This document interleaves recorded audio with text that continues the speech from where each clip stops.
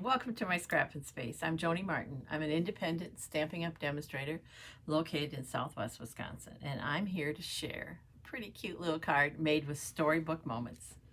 Storybook Moments is a suite in our January to April mini catalog. All products are Stampin' Up.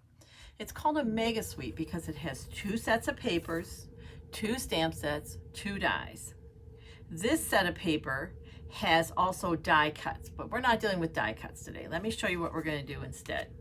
We're going to play with one of the pieces of paper to provide an image for us for the front of the card. Now, those of you who like to color, I'm not one of those people. You guys know that about me already. One of the coordinating stamp, there, let's get a little better light in here so you don't have the glare. Sorry. There we go. One of the coordinating stamp sets has all of these images. And you could stamp and color those images because I know some of you are very good at coloring. I'm just not one of those people. I'm going to pull a stamp from here so you can see the size. It's bigger than what it looks on the stamp case in order to get all the pictures on the front. So that's the actual, let's look if we can see it. Yep, that's the actual size of the stamp. So they're a good size. In fact, it's bigger than what I have here. So those of you who like to color, this would be a great option for you also. I'm going to first show you, before we put the card together, I just want to quick show you a little tip for cutting these out. So this is the piece of paper I chose. All of these great images. And then I chose to use Nested Essentials. You could use a punch, you could use any die you want, but I chose to use this one for my bunny, and then this one I went up one for the mat. And what I do when I want to get as many images as possible out of a sheet of paper like this when I'm using a die cut, I actually trace around it. So for example, this is the one I used there, and I kind of lay it down, grab my pencil. Now the thing is, when we cut it, it's cutting inside this line, so you're not going to see the pencil line. We're just going to go around. You do want to just make sure it stays straight, which is easier to do if there's not a camera on you, and I could turn the paper my way, but I want you to see what I'm doing here. And when you look at the directions in my blog, Scrapping with Joni, you'll see every one I was able to get out of here, and I'm able to get 12 out of here. So I just kept going. Even if the dies seem to be like right next to each other, it's still going to work. Because again, this pencil line is the very outside, and when you go to cut it, you'll see that pencil line is still there. And I just kept doing that all the way around till I had every image I could get out of here. Some of these, and so for example, I have this one. Maybe for the next card I want to grab this one. You can decide, but you just kind of lay it out. There's the guy, I love the guy in the bow tie. He's just so stinking cute. So as I said, I got 12 images out of here. I'm going to set aside my dies so I don't do anything with them. Let's set aside our paper and let's make a card. There we go. This is a card we're making in class this month, and I like having choices for people in class. So the other thing I did, once I had all my dies cut, is I laid them against some papers. So for example, I found a number of them worked on Pool Party. And as you can see, they don't all go this way. A number of them worked on Granny Apple Green, and a couple of them look so cute on Boho Blue. I'm making Easter cards because that's what I need, but these would be adorable baby cards, thinking of you, a birthday card. You could use them for all kinds of things. My aunt loves rabbits. This would be a great birthday card for her. She has little statues of rabbits all over her house. Okay, so I have a standard card base. Measurements are on my blog, Scrapping with Joni. I'm going to get a nice tight fold on it. And then, this is the paper, Pool Party. But notice it here. It looks a little different, right? We're going to emboss it. That will just add some texture and some interest to it. And to do that, we're going to use our cut and emboss machine. I'm going to move these pieces out of the way. And the embossing folder I'm using is So Swirly. Now, one of the things I like about So Swirly right here is look at the length of it. You can actually emboss two mats at the same time. And I'm going to send out a lot of Easter cards, so I'm going to take advantage of that. And I'm going to emboss two of my mats. So I'm going to, when I'm putting them in here, I'm going to make sure, I'll show you as I close it, you can tell.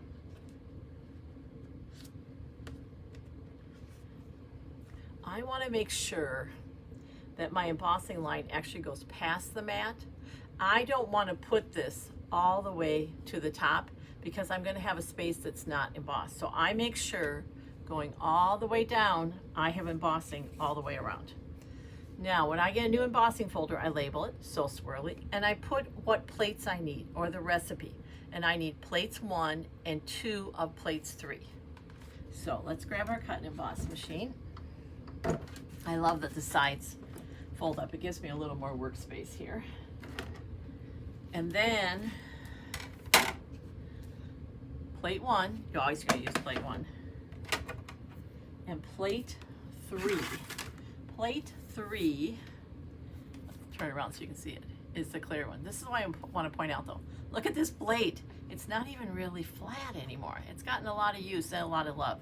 This is the perfect plate to use for your embossing because your card is protected inside. So no marks are going to transfer. It doesn't matter how grody it looks.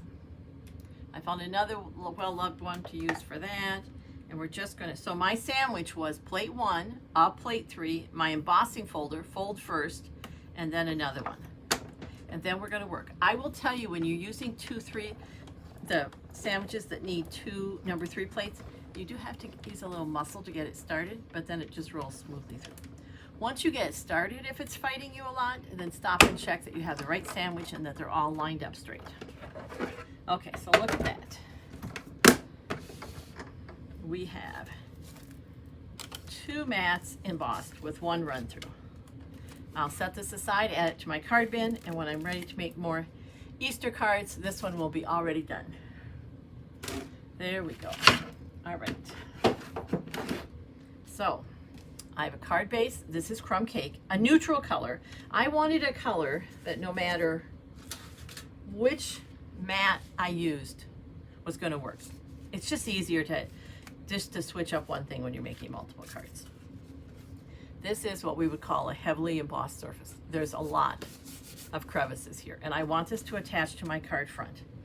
So as much as I love my tape runner, this is not a great use for tape runner because it's just going to kind of slide over the top and may not hold as much as you want.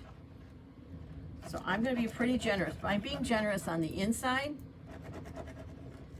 I'm giving myself about a ½ inch all the way around because I'm going to push down really hard on this, and I don't want that glue as it kind of glides and moves around to come out the side because that will leave a mark on my card front or my card base. So that's going to go here. But the good thing about multi-purpose glue is I can kind of move it around till it gets where I want. And then I'm going to give it a nice firm push. And the other thing I sometimes do from the back, just grab that bone folder and go all over it. Okay, there's our card. Doesn't that look springy already? And this is the one we're going to use. Seriously, how cute is that? This would be lovely for a baby card. I'm going to use dimensionals. If you haven't used them before, think little pieces of foam that are sticky on the back. Now, I'm going to actually use quite a few on here, but where I place them is what's going to matter. So I'm going to put 2 somewhat in the center here. They don't have to be real close in. And then I'm going to take the back off. I'm going to get rid of that right away. And by getting rid of it means I'm not going to toss it on my crafting table, which I have been known to do in the past. I have just a little bowl here, any kind of container, and they're going to go in there. Then they're not going to land anywhere else in my crafting space. They're not going to end up back on my card or walk on my shoes with me and go all over the house. So now I have this. Now I'm going to add to the outside. There's going to be no dimensionals in the middle. You will not have any thickness, any problems with the thickness of your cards if there's only 1 layer of dimensionals. And you're saying, but Joni, you have 2 layers on here. I do, but they're not on top of each other. So when the card goes through the envelope and you push it down, it's still the thickness of one dimensional because there's 2 here and these are on the outside. We're going to take off the backs of these. This would be a great card to do multiples of. Like I said, when I die cut the front of that, I got 12 of these pieces out of there. There we go. And I grabbed up some extra gunk there. We're going to get rid of that. Okay. Now here's the other thing. The card doesn't have to go this way. It could go this way. Look at this adorable little card. Oh my gosh. Now when I got this far, I felt like it needed some embellishments, because what card doesn't need embellishments? This is the embellishment that actually comes with Storybook Moments. It's called Antique Pearls. Whoa, and they just want to fly everywhere. These are great. They're neutral. They're going to work with. So again, I have a neutral card base and a neutral embellishment. So I'm not switching things up when I change out the mat. And they come in 3 sizes. We're going to call large, medium, and small. I'm using the large. They're relatively flat, so they're not going to add height either. And because this is all I have on my card front, a larger embellishment just kind of carries more weight or takes up space. So I'm going to lift them off with my Take Your Pick tool. I'm going to add 3 because I like to add things in odd numbers. It's more visually pleasing. And I'm going to put it in a roughly triangular shape, which just means that one of the embellishments is hanging out by itself and the other 2 are closer together. There we go. And let's turn it around so the adhesive is to the card.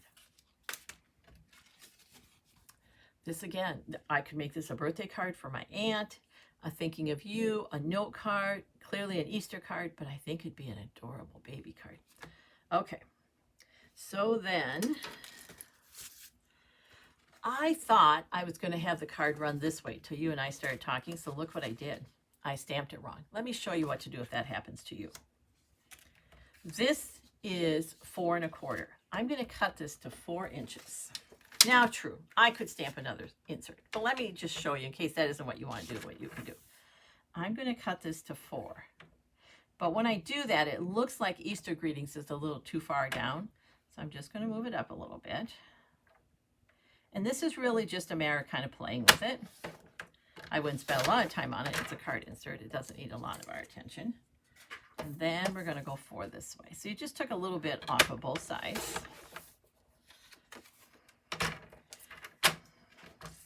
This is what we're going to do.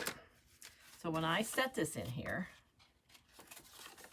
it's going to fit just fine. And we're going to kind of center it, and we're going to look like that's what we wanted to do. But before we do that, I have just a little snip of paper. It's a 1/2 inch wide. And we're going to add that to the top of here to add some interest. Now, I often stamp a lot of my inserts if I know I'm going to be doing them first. This is why that's not such a good idea, because I don't always think about, like with this card, that it can have either orientation. So like I said, I stamped a whole bunch going this way, so this one's just getting cut. I have a lot of Easter cards to make. It's okay. I will, when I stamp more, I will probably finish the cards fronts first and then stamp whatever I'm going to need for the inside.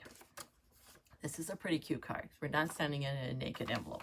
So I folded the flap back, and I have a piece of that print paper, and look, I have the same little bunny on the envelope that I have on the card.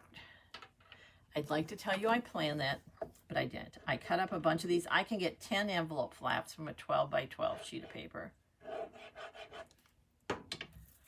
That's going to go right here. And it's just time to do some trimming. If you have to do multiple cards, this is a pretty easy one to do. I'm going to use the back of this to trim. Get rid of those pieces. Now I'm going to trim this. Look how cute that looks on that envelope. Oh my, this is going to land in someone's mailbox, and they're going to be like, oh, look at that. So cute. They're either going to want to open it first or save the best for last and open it last. I'd be more of save the best for last, but, you know, because there's so many kind of boring, uninteresting things in mail. All right, our envelope is done. All we have to do is add this to the inside of our card. This is a perfect use for a tape runner. It's quick. I'm using Seal Plus. Stampin' Up! Either has Seal or Seal Plus. Seal Plus is a little stronger. I find it a little easier to use, and if I want to use it on something that needs stronger, I don't need to stop and check, is it Seal or Seal Plus? I know it's always Seal Plus. Look what that little slip of paper does. It picks up the crumb cake. There we go. Look at that. Another Easter card, or baby card, or birthday, or thinking of you card is complete. Thank you for watching me. I appreciate it more than you know. If you liked what you saw, please share it with your crafty friends. Until next time, take care and keep crafting. It's good for you.